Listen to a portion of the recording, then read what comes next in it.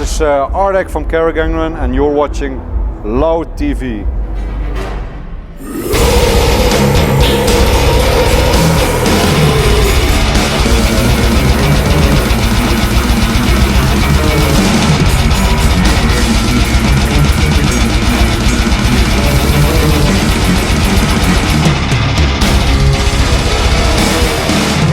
We started in 2003, and back then it was like a side project thing, and we developed it into a horror storytelling metal band.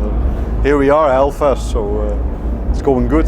We never release something that we don't like ourselves, so I always go from the heart, like, okay, we have this album done, I listen, and I want to jump out of my chair, because that's what I want the fans to do, and I'm a fan of music myself, so that's why I think people like what we do, and we also not try to repeat ourselves, but implement new stuff, but keep the things that people like about us. So that's where you get a slow, steady development.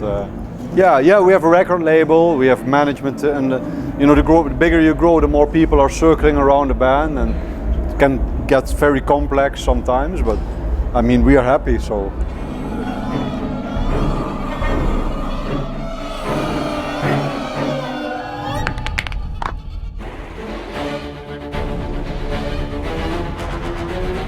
Yeah, it's awesome. Yeah, my brother he's smart in engineering, so I told him, like, can't you make my keyboard go up and down? And one day he comes, like, I have something better. So now it moves everywhere, and we have these risers, and yeah, we all have different qualities in the band. That's why it works like a machine. You need to do different things, face and theatrics. Their eyes after another brutal night, weeping winds whining, hopeless tones, and there's no sunshine. It's still dark outside. The living room is dressed. There are bloodstains. I think it's a love also for horror and horror stories. Like if you look at Dracula, stuff like that, and it has something. So the classical music. To combine this with metal, it has been done a lot, but I'm always looking for the next edge, and we always also have some performance art on stage with this doll and some crazy things to break it up a little bit. Yeah, we had a long time already to do something with demonic powers, because it can be very, very heavy stuff, and we had this idea, like, this girl is playing with a Ouija board, summons all these ghosts, and we tell about these ghosts in different stories. In the end, it's revealed that the Ouija board didn't invite the ghost, but a pitch black box that she had opened earlier. So it's like a clue that's revealed to the listener, and the CD came in a black box. So the idea is that the listener is also haunted. And we like to do this like little layers and story-wise, and so it's for the metal fan to go like crazy and mosh pit, but for the people who like something else and to dig into a story, we offer that too. So yeah. Did you try Spiritism by yourself? No. You don't believe in it, or it's just fantasy? I believe in affirmations and what you think you attract. So I think if you put something on the table, you're going to play with it. I think you will influence your subconscious in that way that you might attract something bad. So it's powerful stuff, yeah. But you can also do it in a positive way. Imagine what you would like, and it comes to you. It's an interesting subject, and I think on many levels it still scares people, although we live in a very rational age. But lately people long for more mysticism again, I think, because we have societies that go well, we have our food, we have our things, so we are looking for, a spirit, and we're looking for a sense of life and what life means.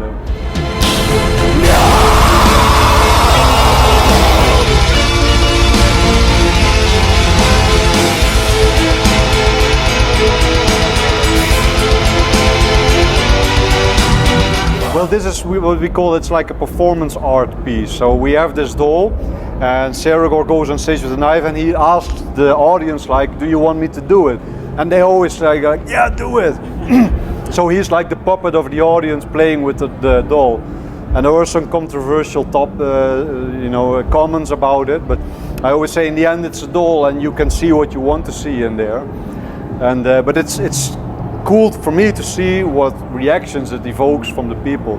But people go crazy also with the blood. In the other shows, the club shows, he's cutting out his tongue and putting it in a girl's mouth, and they love it. So people are crazy, and I think what we enable a safe haven for people to let out like deep emotions and maybe even violent tendencies without hurting anyone. So, well, yeah, 2 shows ago there was a girl who didn't know any of it, so she was in front, and he comes with the tongue, and she was like, "What's happening?" And then you saw her.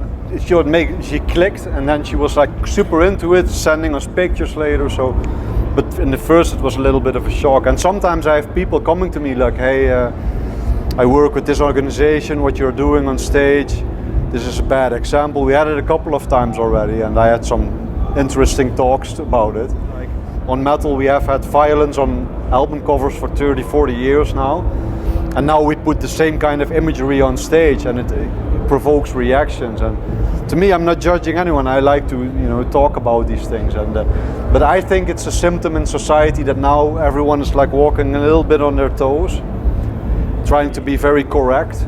And now we do something outrageous, which is just fun horror and a good time. And you see that people enjoy it, and they like to just have a good time, and no one's getting hurt. It doesn't mean anything outside the stage. It's fiction. So. Yeah, we had a lot of problems in Holland. Like there was a Christian organization trying to ban us, our gig. It was even on national TV, so it helped us. It was a counter effect. But it was amazing to me because we were touring the whole world, and then in the most civilized country, the most free country, the Netherlands, there was a little bit of a problem, or at least in the media.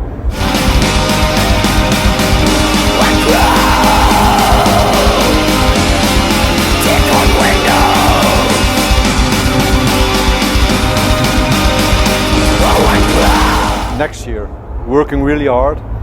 Need some time off after this. We're doing 7 weeks headline Europe. It's crazy, but then we want to finish it and start recording it, and we're aiming at the fall. But yeah. So In Holland again? maybe even the US this time. So depends. We're in the talks with a producer. We're looking. So, but there are many options, and a lot of the music has been written already.